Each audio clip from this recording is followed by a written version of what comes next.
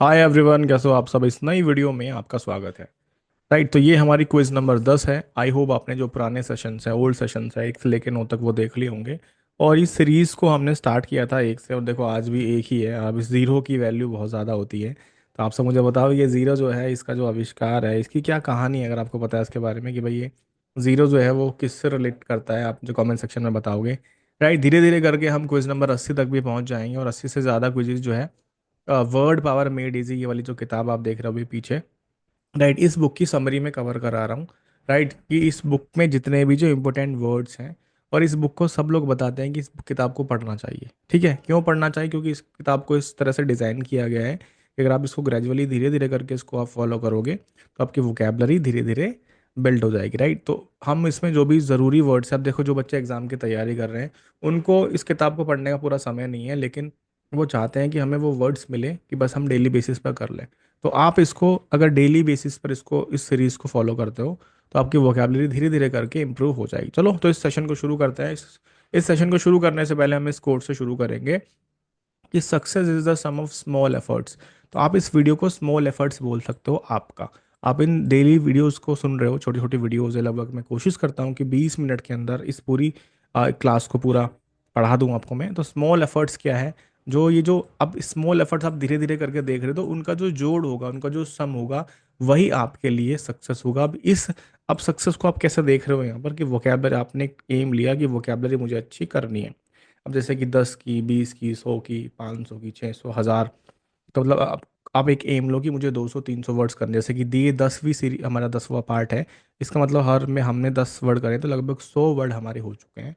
और उसी से रिलेटेड मिलते जुलते वर्ड्स भी आपको धीरे धीरे करके आ जाएंगे। तो यहाँ पर अगर आप इन सीरीज को पूरा देख लेते हो तो वही तो सक्सेस आपके लिए। इस अगर पॉइंट ऑफ व्यू से आप देखो तो success is the sum of small efforts, लेकिन आप रिपीटेड अगर आप उस चीज़ को देख रहे हो तब जाके। चलो शुरू करते हैं। और आज के जो 10 वर्ड हमारे वो आपके स्क्रीन पर दिखाई दे रहे हैं, जैसे approbation, appropriate, misappropriate, expropriate, right, aptitude, arbiter, arbitrate, arbitrary, arcane, archaic. तो ये 10 वर्ड है जो हमें करने में आपको अक्सर बोलता हूँ, अगर आपको लगता है, क्योंकि बहुत सारे स्टूडेंट्स ऐसे हैं जो कहते हैं कि सर हमारी वोकेबलरी तो बड़ी अच्छी है और बस हमें प्रैक्टिस करनी है। तो कोई बात नहीं, आप क्या करो, या जैसे आपके स्क्रीन पर अभी ये जो 10 वर्ड दिखाई दे रहे हैं इसको प्रैक्टिस कर लो। जैसे कि आपको लगता है अप्रोबेशन का मतलब इसमें से आपको पता है कि क्या होगा, तो आप उसमें मैच करो, खुद से करके देखो, वीडियो को यहीं पर पोस्ट कर लो, बस उसको देखते रहो। ठीक है? और कहोगे सर इसके आंसर की इस वीडियो के अंत में मैंने लगा रखी है, चिपका रखी है, आप जाके अंत में पहुंच जाओ एकदम से। बीच का पार्ट जो होगा वो इसको समझाने के लिए होगा, इन सभी वर्ड्स को। ठीक है? क्योंकि बहुत तरह के स्टूडेंट्स होते हैं, इनको लगता है कि सर हमें खाली प्रैक्टिस के लिए आए हैं इस वाले चैनल पर। राइट, कुछ बच्चे कहते हैं कि सर हमें सीखना है शुरुआत से ही। तो आप इसको पूरा वीडियो को देखोगे तभी आपको समझ में आएगा, एक एक चीज़ देखोगे आप इसको। ठीक है? चलो, तो हम क्या करेंगे, आप एक एक करके इन वर्ड्स को डिस्कस करते हैं। जैसे सबसे पहला वर्ड हमारा है एब्रोबेशन। एप्रोबेशन, एप्रोबेशन। तो देखो यहाँ पे 2 वर्ड हमारे एप्रो एप्रो हो जाएंगे, एप्रो एप्रो, एप्रोबेशन। एप्रोबेशन का मतलब होता है अप्रूवल, किसी से सहमति मिलना, कंसेंट मिलना किसी चीज़ का। जैसे कि आप कोई फाइल लेके गए थे, तो आपने कुछ इसमें लिखा हुआ था कि भाई इस फाइल पर कि सर हमें इस चीज़ की ज़रूरत है। एप्लीकेशन आप ले, जैसे एप्लीकेशन आप लेके गए और प्रिंसिपल ने अप्रूवल दे दिया कि ठीक है भाई छुट्टी मिल गई आपको। या फिर ऑफिस में आप कोई फाइल आपने चलाई और उस फाइल पे आपको अप्रूवल मिल गया, तो वो हमारा एप्रोबेशन होता है। एप्रोबेशन का मतलब होता है सहमति मिलना, कंसेंट मिलना, आपको अप्रूवल मिल गया है किसी चीज़ का। जैसे यहाँ पर भी एग्जांपल दे रखा है, the proposal met with the approbation of the committee. Committee का अप्रूवल आपको यहाँ पे, कंसेंट यहाँ पे आपको मिल गया है। ठीक है? चलो आगे बढ़ते हैं। इसके और भी सिनोनिम्स हो सकते हैं, लेकिन यहाँ पर हम बात कर रहे हैं अप्रोबेशन की, तो जिसका मतलब होता है कि आपको सहमति मिल गई है किसी चीज़ की, अप्रूवल मिल गया है किसी चीज़ का कि आप इस काम में आगे बढ़ सकते हो। जैसे कि आप भाई, आप किसी शहर में हो, आप कोई रैली निकालना चाहते हो, तो आपको जो है वहाँ के जो अधिकारी है उनसे जाके आपको परमिशन लेनी पड़ेगी। तो मतलब अप्रूवल है बेसिकली वो भी, कि हाँ मैं, देखो हमारे पास लिखित में अप्रूवल है, हमारे लिखित में हमारे पास अप्रोबेशन है उनका। ठीक है? ये अप्रोबेशन काफ़ी ऑफिशियली वर्ड है। सेकंड वर्ड जो हमें दिया है वो हमें दिया है अप्रोप्रिएट। अब देखो उसके 2 मीनिंग है। अप्रोप्रिएट के यहाँ पर 2 मीनिंग है। सबसे पहला जो इसको हम दो, जैसे कि मैंने आपको अक्सर बताया है कि देखो, जो हमारे जो वर्ड्स हैं, आप जब वोकेबलरी पढ़ रहे हो बहुत अच्छी बात है, क्योंकि एग्जाम में और भी टॉपिक्स आएंगे। जैसे कि मैं कहता हूँ कि जैसे कि आप एसएससी की, डिफेंस की तैयारी कर रहे हो, किसी भी एग्जाम की, टीचिंग की तैयारी कर रहे हो, तो सेंटेंस जो दिया है, जैसे यहाँ पर अगर मैं कोई सेंटेंस दिया है, it is appropriate to wear, it is appropriate to wear formal attire to the, तो आपको सेंटेंस में जब कोई भी सेंटेंस मिले, चाहे बार में कुछ भी मिले, तो उस सेंटेंस, क्योंकि आपका कोई भी सेंटेंस होता है वो फुल स्टॉप से एंड होता है। डिपेंड करता है कि वो किस तरह का सेंटेंस है भाई, वो अफर्मेटिव है, असर्टिव है। इंटरोगेटिव होगा तो वो क्वेश्चन मार्क से होगा, एक्सक्लेमेटिव होगा तो कोई एक्सक्लेमेशन साइन से होगा। लेकिन उस सेंटेंस के अंदर जितने भी वर्ड्स हैं, आपको सबका मीनिंग आपको पता होना चाहिए कि भाई ये हमारा नाउन है। क्योंकि पार्ट्स ऑफ स्पीच, स्पीच मतलब सेंटेंस, उस सेंटेंस के अंदर जो जितने भी वर्ड्स है वो क्या है, मैं आपको अक्सर बताता हूँ। चैनल पे जाओगे तो मैंने अच्छे से समझा रखा, तो वो आपको बहुत मदद करेगा। क्योंकि अब जैसे यहाँ पर देखो अप्रोप्रिएट वर्ड दिया है, इसका मतलब होता है सुटेबल। इसके दो मीनिंग कैसे, अगर ये एडजेक्टिव की तरह है तो उसका मतलब होगा सुटेबल, मतलब प्रॉपर। जैसे कि आप बच्चों के लिए, जैसे कि आप सब वीडियो भी देखते होंगे, जैसे जो वीडियो अपलोड करते हैं, वीडियो पढ़ाते हैं, उनको पता होगा, जैसे बच्चे वो पूछते हैं कि भाई ये जो वीडियो है वो बच्चों के लिए सूटेबल है, बच्चे देख सकते हैं इसको, ये मूवी है सूटेबल है बच्चों के लिए, बच्चे देख सकते हैं। तो अप्रोप्रिएट का मतलब है सूटेबल होना, कोई चीज़ के बच्चे खा सकते हैं इसको, इस तरह से। तो एक तो हो गया इसका ये मीनिंग। एडजेक्टिव, एडजेक्टिव का काम होता है किसी नाउन के पहले लगना। जैसे यहाँ पर समझो, यहाँ पर it is appropriate to wear formal attire. देखो अगर हम बात करें इट क्या है, यहाँ पर आप कहोगे सर यहाँ पर ये सब्जेक्ट है, लेकिन ये यहाँ पर प्रोनाउन है। ठीक है। टू वियर, अब देखो ये भी यहाँ पर वर्ब है, वर्ब भी हमारी कई तरह की होती है। जैसे हमारी फाइनाइट वर्ब होती है, नॉन फाइनाइट वर्ब्स होती है, उसमें जिरंड्स, पार्टिसिपल, इन्फिनेटिव।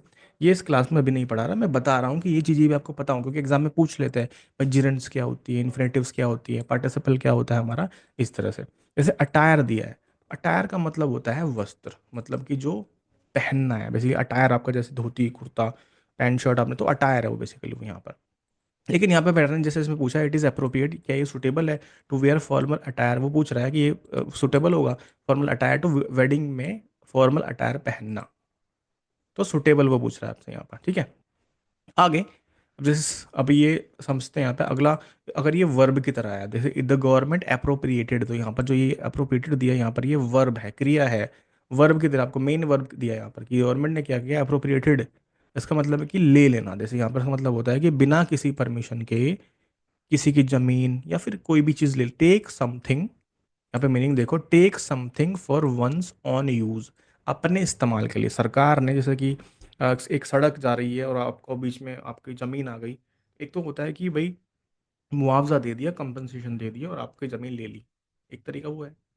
या फिर जो है बस वो छीन ली ज़मीन, किसी तरीके से किसी पर्सन ने, किसी डिक्टेटर ने वो ज़मीन ले ली आपसे, सीज कर दी वो ज़मीन किसी कारणों से। ठीक है। तो वो भी एक कह सकते हैं, लेकिन यहाँ पर इसका अप्रोप्रिएट का मतलब क्या होगा, बिना किसी परमिशन के। So to take something for one's own use, अपने इस्तेमाल के लिए। ऑफन विदाउट परमिशन, बिना किसी परमिशन के, जैसे सीज करना, अगर ये वर्ब की तरह आया। लेकिन अगर एडजेक्टिव है तो उसका मतलब होगा रिलेवेंट या फिर सुटेबल। जैसे कि आप पूछ सकते हो सर ये जो कंटेंट आप पढ़ा रहे हो तो ये क्या ये रिलेवेंट है मेरे एग्जाम के लिए। जैसे कि अगर मैं अभी, मैंने इसके अलावा भी एक सीरीज जैसे ग्रामर पढ़ाई है, मैंने 50 रूल पढ़ाए हैं 100 मिनट के अंदर। अगर आपके पास पूरा टाइम है, अगर आपको लगता है कि आपको देखनी है वीडियोस, सिर्फ 100 मिनट आप दो, प्ले लिस्ट में जाओ, 100 मिनट मतलब कि लगभग 1.5 घंटे, उसको बस लग के पूरा देख लो, आपको समझ में आएगा। फिर उस सीरीज को देख के आपको एक इंटरेस्ट जागेगा कि मुझे हाँ पूरे पूरे चैप्टर समझ रहे हैं। और मैं गारंटेड दे रहा हूँ कि देखो, गारंटी दे रहा हूँ कि आप उस सीरीज को देखने के बाद आपको कॉन्फिडेंस बिल्ड होगा और फिर आप बड़े बड़े चैप्टर्स देख पाओगे। ठीक है। चलो आगे बढ़ते हैं। और जैसे हमने समझा यहाँ पर, जैसे गवर्नमेंट अप्रोप्रिएटेड मतलब वो छीन ली जमीन, सरकार ने सीज कर दी वो जो जमीन थी फॉर पब्लिक यूज़ के लिए।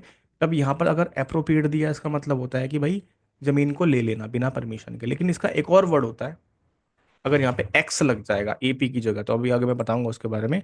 थर्ड हमारा दिया है, अभी हमने पढ़ा अप्रोप्रिएट, ये हमारा है मिस अप्रोप्रिएट। ये हमारा है मिस अप्रोप्रिएट, जिसका मतलब क्या होता है, जिसका मतलब होता है डिसऑनेस्टली, मतलब कि पब्लिक मनी, जो पैसा है बेसिकली, ये हमारा होता है कि बेईमानी कर दी किसी ऑफिसर ने, किसी पर्सन ने जो किसी ओहदे पर था, उसने बेईमानी कर दी है। जैसे कि किसी बैंक में किसी कर्मचारी ने पब्लिक का जो पैसा था वो अपने काम में लगा दिया। तो वो कंपनी, अब किसी कंपनी में किसी मैनेजर ने जो पैसा था, जो कंपनी का फंड था, उसको अपने काम के लिए लगा दिया। तो वो पर्सनल यूज़ के लिए अपने पैसे का दुरुपयोग कर दिया, वो भी किसी और का पैसा था। तो उसको कहेंगे हम मिस अप्रोप्रिएट, ले लेना बेसिकली।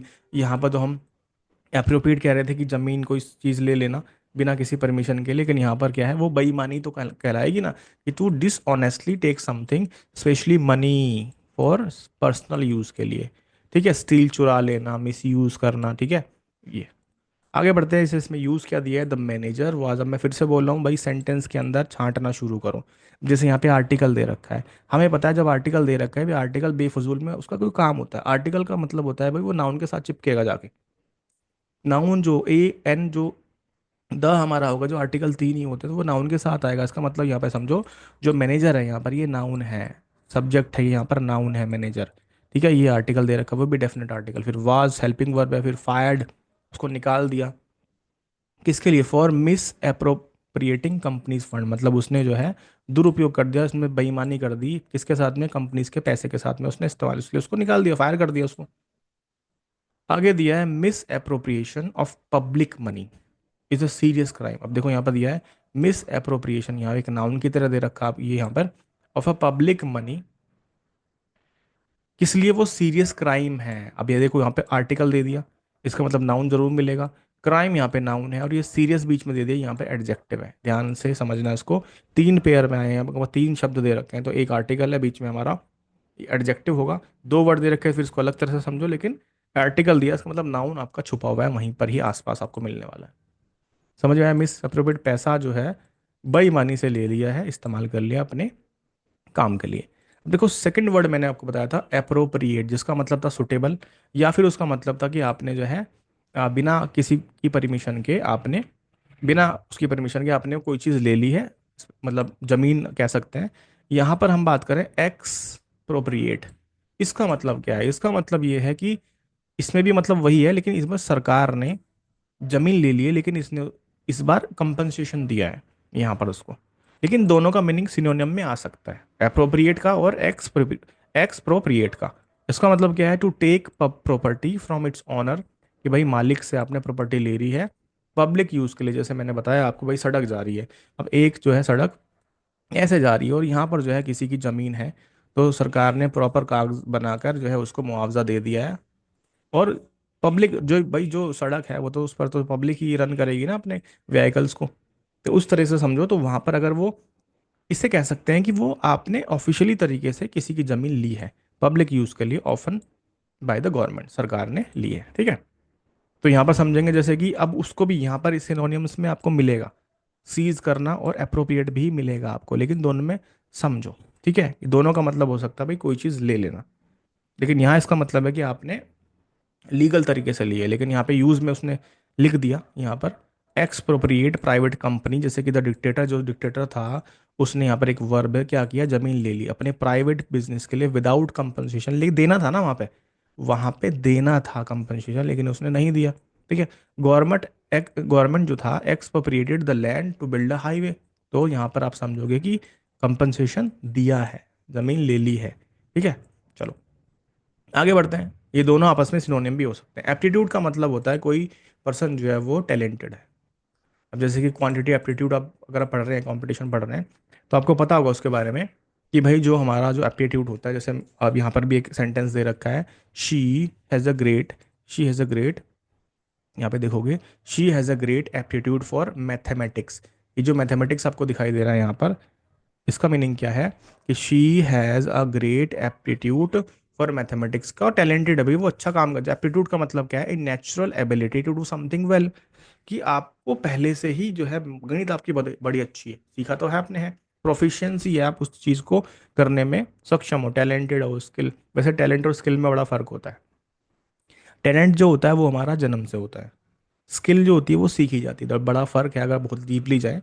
ठीक है, कैपेबिलिटी और प्रोफिशिएंसी, जैसे कि अगर को कार चलाना, कार चलाना कोई टैलेंट नहीं है, कार चलाना स्किल है। टैलेंट कह सकते हो कि भाई कोई पर्सन जो है वो बचपन से ही उसको बहुत ज़्यादा ज्ञान है बोलने का, सब चीज़ टैलेंट कह सकते हैं ना भाई। साइकिल पे, मतलब कुछ भी, आपको इसके बारे में सर्च करना टैलेंट और स्किल में क्या फ़र्क है। राइट, चलो, तो एग्जाम्पल यहाँ पे अपने देख लिया, जैसे कि his aptitude for music become evident at an early age, कि भाई उसमें टैलेंट ही था ना, जैसे कि छोटा सा बच्चा है वो पियानो बजाना सीख गया, तो आप कह सकते हैं भाई गॉड गिफ्टेड है ये बच्चा तो। ठीक है, जैसे चाणक्य, जो बहुत सारे ऐसे बच्चे हैं जो इंडिया में, वो बहुत ज़्यादा स्किलफुल हैं, बहुत ज़्यादा नेचुरल एबिलिटी उनके अंदर है, मतलब एप्टीट्यूड बड़ा अच्छा है उनका। आगे बढ़ते हैं। आर्बिटर, अब इन वर्ड्स को अच्छे से समझना, यहाँ पर एक वर्ड है आर्बिटर, एक वर्ड है आर्बिट्रेट।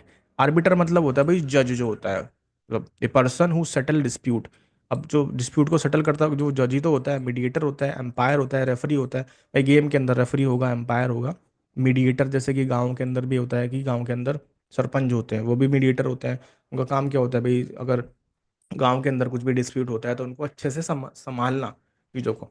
ठीक है, वही तो है। लेकिन यहाँ पर अगर जज दे रखा है तो वो भी सही मीनिंग है, पर्सन हु सेटल डिस्प्यूट और has ultimate authority in a matter, किसी मैटर में। अब जैसे आप गांव में भी हो या फिर कहीं शहर में भी हो, लेकिन शहर में तो क्या होता है कि आप जैसे कोर्ट कचहरी होती है, वहां पर जो जज होता है उसी की बातें सुनते हो आप।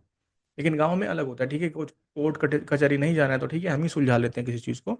अब जैसे घर का मैटर है, घर में जो है सबसे ज़्यादा मतलब माता पिता ही होते हैं जो आपके डिस्प्यूट को देखते हैं, सुलझाते हैं। तो आर्बिटर मतलब क्या है, जज।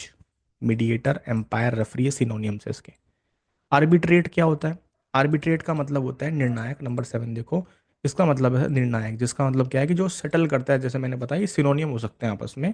To settle an argument between two people और groups by finding a solution, जैसे कि एक पर्सन जो है, अब जो निर्णायक बना रखा है जिस पर्सन को कि भाई जैसे ए है और बी है, उनकी दोनों की बातों को वो सुनेगा, और जो भी निर्णय पर आया, ऐसे नहीं कि वो ए के पक्ष में झुकेगा या फिर बी के पक्ष में, नहीं, वो दोनों की बातें सुनेगा, जो बीच का रास्ता है वो निकालेगा, जिससे सोल्यूशन हो जाए। तो वही कहा है, टू सेटल एन आर्ग्यूमेंट, कि भाई सेटल करना है हमें तो आर्ग्यूमेंट बिटवीन टू पीपल और ग्रुप्स बाय फाइंडिंग, ढूंढना, सोल्यूशन ढूंढा उन्होंने, दैट बोथ कैन, कि दोनों जो है वो सहमत हो जाएंगी, सही रास्ता आपने बताया, ये हम अपना लेते हैं। तो ठीक है, आर्बिट्रेट मतलब होता है निर्णायक। नंबर 8 हमें दिया है आर्बिट्ररी। ये काफ़ी अच्छा वर्ड है, ये काफ़ी अच्छा वर्ड है, इसको अच्छे से समझाऊंगा।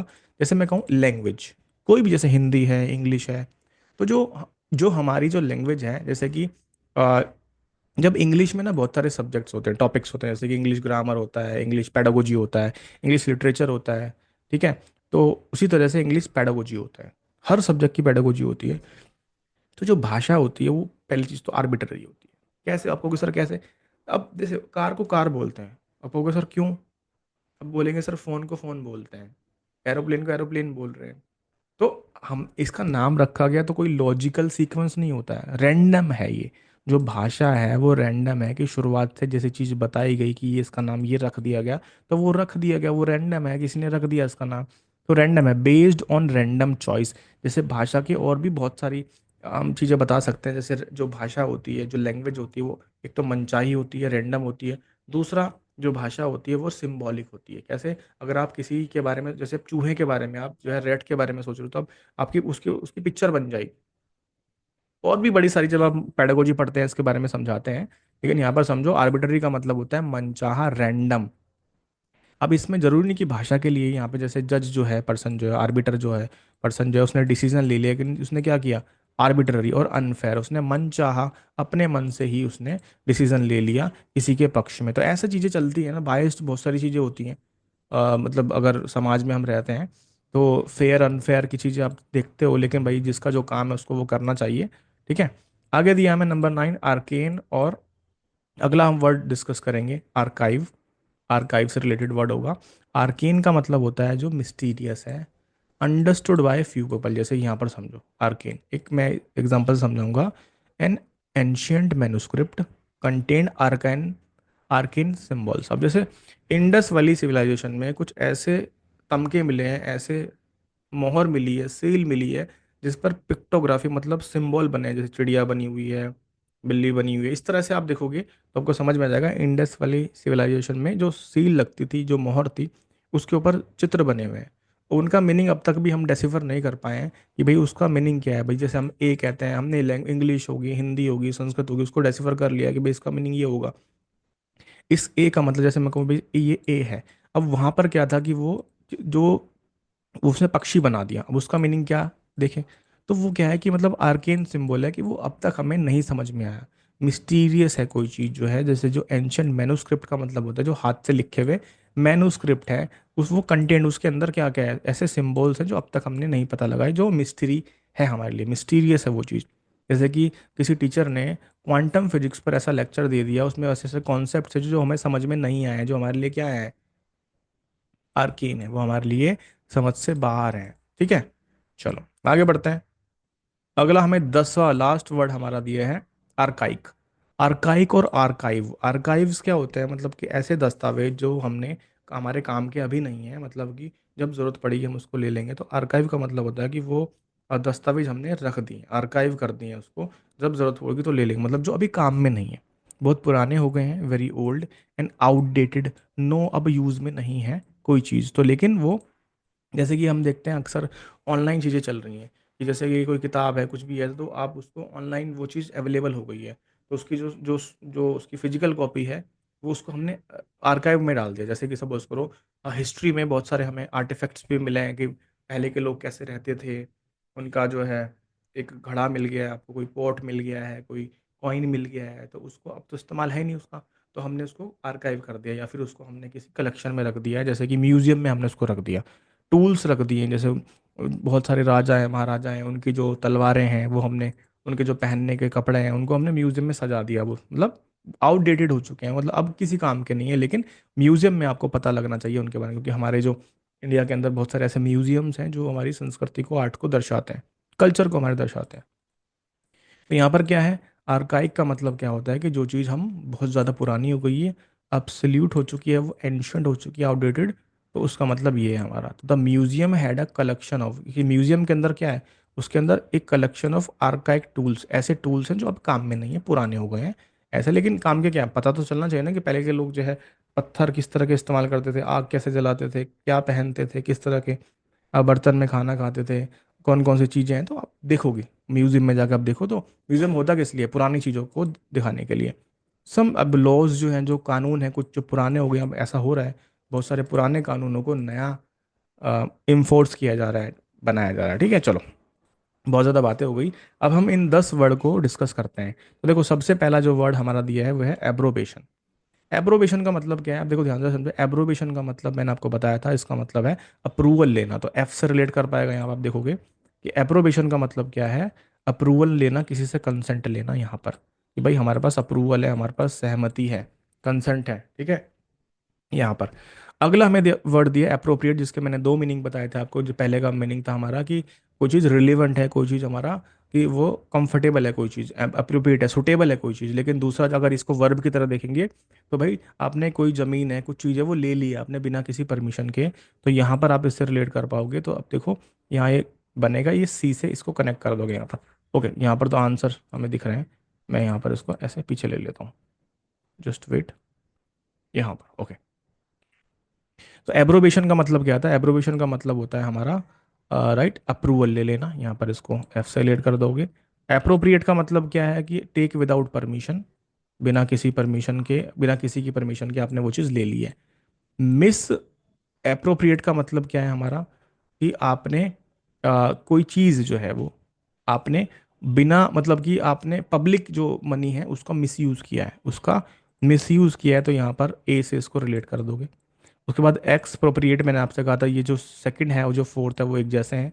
इसका मतलब है बिना किसी परमिशन के आपने कोई चीज़ ले ली है। लेकिन एक्स प्रोप्रिएट का मतलब क्या है कि क्या आपने ऑफिशियली कोई प्रॉपर्टी किसी के ले ली, जैसे सरकार करती है, उसको मुआवजा देके प्रॉपर तरीके से वो ज़मीन को ले रही है। एप्टीट्यूड का मतलब क्या है भाई, नेचुरल एबिलिटी, किसी काम को करने में उसकी प्राकृतिक एबिलिटी है कि भाई उसमें टैलेंट है वो चीज़ करने का। आर्बिटर और आर्बिट्रेट, आर्बिटर का मतलब क्या है भाई, जज, कोई पर्सन। तो यहाँ पे इसको रेड करोगे तो ये हमारा हो जाएगा सिक्स, सिक्स से रेड करेगा यहाँ पर। और आर्बिट्रेट का मतलब निर्णायक, जो बीच में निर्णायक होता है, बातों को सुनता है और फिर बाद में निर्णय लेता है, तो यहाँ पर आ जाएगा डी से रिलेट करोगे, वे अपोजिंग व्यूज। वे का मतलब होता है जैसे वेट हम तोलते हैं, उसी तरह से वो पर्सन क्या होगा, जो निर्णायक होगा, वो दोनों पक्षों के अपोजिट जो पर्सन है, उन दोनों के व्यूज़ को देखेगा, अच्छे से देख के उसके बाद डिसीजन लेगा। आर्बिट्ररी, भाई मैंने लैंग्वेज के बारे में बताया था कि वो चीज़, जो चीज़ रैंडम है, बिना किसी लॉजिक के रैंडम, अपने जैसे कि एक पॉट के अंदर आपने बहुत सारे कागज़ रख रखे हैं, उसमें नाम है सबको, तो रैंडमली आपने कोई चीज़ निकाल ली है। ठीक है, आर्केन का मतलब क्या होता है, जैसे मैंने आपको बताया था, इंडस वाली सिविलाइजेशन में कुछ ऐसी कोई स्क्रिप्ट है, कोई चीज़ है जिसको आपको समझ में नहीं आ रही, तो वो हमारी क्या है, मतलब जो मिस्टीरियस है कोई चीज़। तो नाइन का हमारा ई से रिलेट करेगा।